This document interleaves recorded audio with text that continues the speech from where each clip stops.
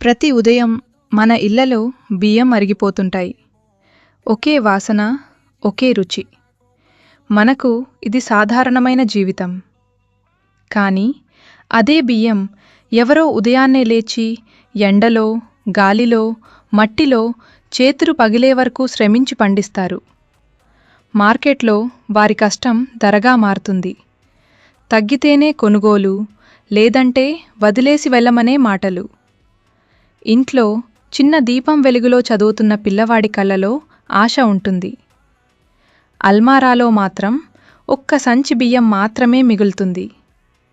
మన ఇళ్లలో ఒక్క గింజ జారిపోతే పట్టించుకోం. అది ఎవరికో రేపటి భోజనం అన్న విషయం మర్చిపోతాం. మరుసటి రోజు వంటగదిలో నిశ్శబ్దం. బియ్యం లేదు, గ్యాస్ లేదు. అప్పుడే ఆ గింజ విలువ అర్థమవుతుంది. తనకు సరిపోని ఆ చివరి బియ్యం సంచిని కూడా ఎవరో తినాలని దానం చేసే మనసే రైతు హృదయం.